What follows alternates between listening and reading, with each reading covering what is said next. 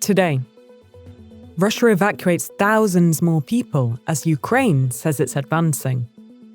The WHO declares mpox a global health emergency. Taylor Swift fans in London prepare for some emotional and high-security shows. And crypto-friendly Dems lobby Harris to ease up on the industry. It's Thursday, August 15th.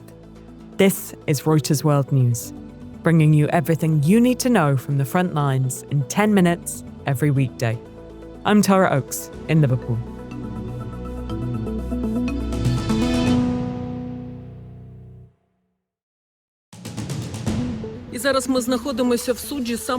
A reporter for Ukraine's state television standing in front of troops pulling down a Russian flag from an official building in Russia's Kursk region and shouting, "Glory to Ukraine."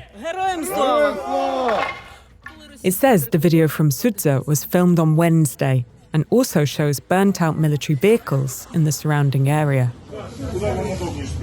This video is from the Russian Ministry of Emergencies and shows people being placed on buses as part of an evacuation from 2 districts of the Kursk region. Ukraine has denied involvement in the explosions which damaged the Nord Stream 2 gas pipeline. Presidential advisor Mikhailo Podolyak told us Russia was likely to blame for the 2022 attack. It comes after a report in the Wall Street Journal claiming Ukrainian President Volodymyr Zelensky initially approved of the operation, but then tried unsuccessfully to call it off. Turkish President Tayyip Erdogan has told Palestinian President Mahmoud Abbas that Ankara will continue to push the international community to increase pressure on Israel as ceasefire talks resume in Qatar. The US says it expects indirect talks to go ahead, even though Hamas says it won't take part. Columbia University President Minouche Shafik has resigned, saying this year's campus protests had taken a toll on her family. The university's handling of the protests over Israel's war in Gaza drew criticism from both pro-Israel and pro-Palestinian sides.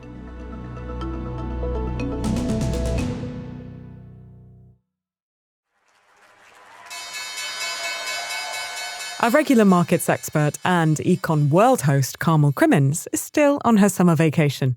So with the latest from the London Markets team, here's Dara Rana Singh.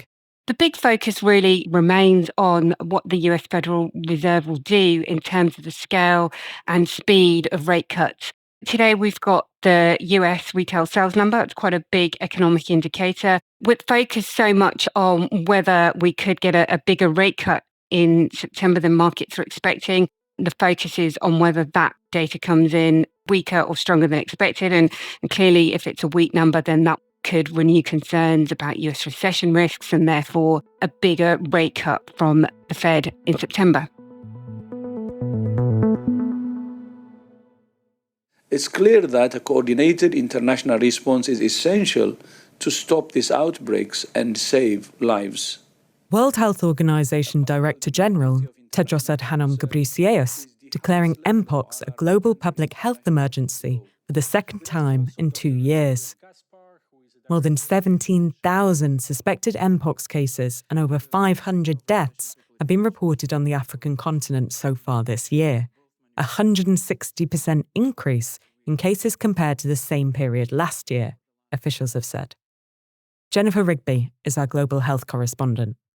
So, Jennifer, this is a different strain of mpox than the one that circulated 2 years ago, right? How does it differ? So 2 years ago, we had another public health emergency caused by mpox. That was when it was spreading globally. It was a form of mpox that is different to the one spreading now. And it was a form that was spreading mainly among men who have sex with men. That outbreak was brought under control with vaccines and behaviour change, right? Safe sex practices, and that really helped. And then now what's going on is Congo's had its worst ever outbreak, which has been going on for, the last 18 months or so. And that was at first caused by the form of the disease that's been there for a while. But what's happening now and what's new is that there's a new form that's kind of come out of that form of the disease that's been spreading in Congo for a while. It's changed a bit and it's spreading slightly differently. It's got a new name. It's Clade 1b. And we need to know more about it because it seems to be spreading quite quickly. It's spreading in refugee camps in Congo. It's spreading now to 4 neighbouring countries. And, it's causing significant sickness. How quickly can vaccines become available? So there are vaccines against mpox. They were used in 2022 for the mpox outbreak, and they're one of the reasons that it was brought under control. But they have never been available in the parts of Africa where mpox has been endemic for decades. Those vaccines should be available in Congo soon, but there's quite a lot of different hurdles to getting them there.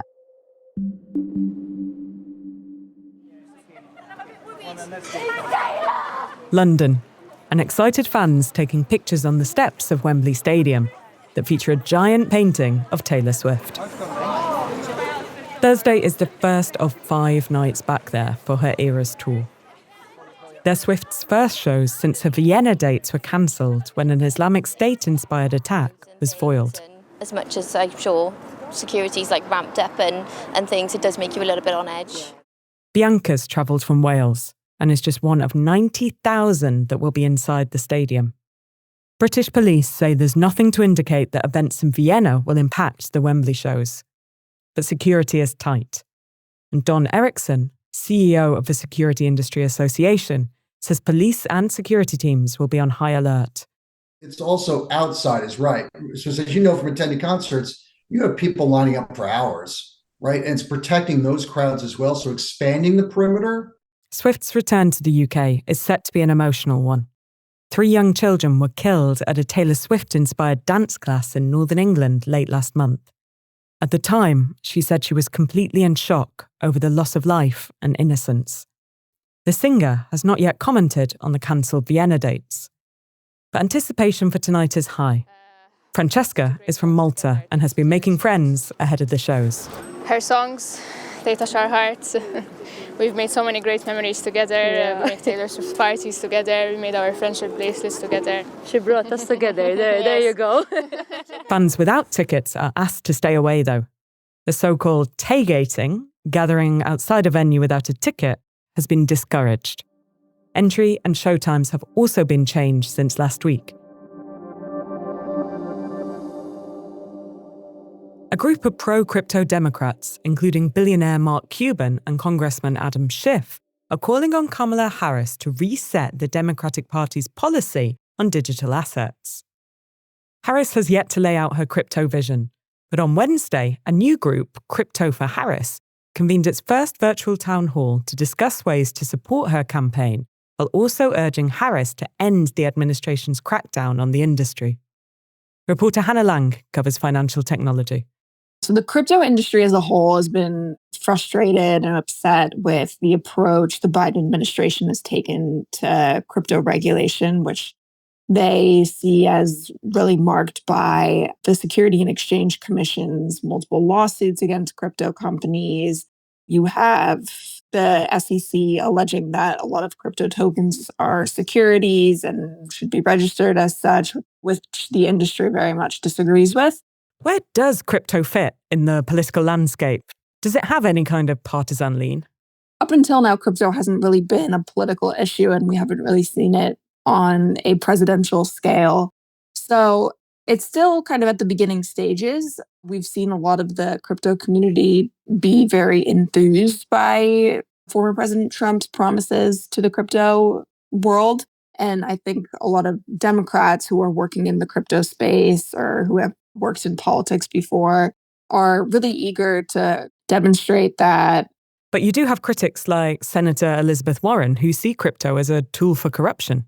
There's definitely a wing of the progressive side of the Democratic Party that is very skeptical of crypto and believes that it's rife with fraud and scams. And to be sure, there are quite a bit of fraud and scams in crypto. But there is another faction of the Democratic Party that kind of views blockchain and crypto technology as a potential tool for financial inclusion and to really help recreate the financial system or modernize it.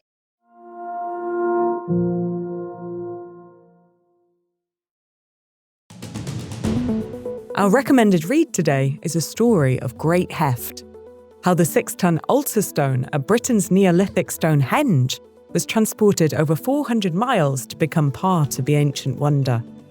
no stone from any other monument dating to that time period is known to have been transported such a distance. You can read more about it in today's pod description. For more on any of the stories from today's episode, check out Reuters.com or the Reuters app. We'll be back tomorrow with our daily headline show. And to never miss an episode, subscribe on your favourite podcast player.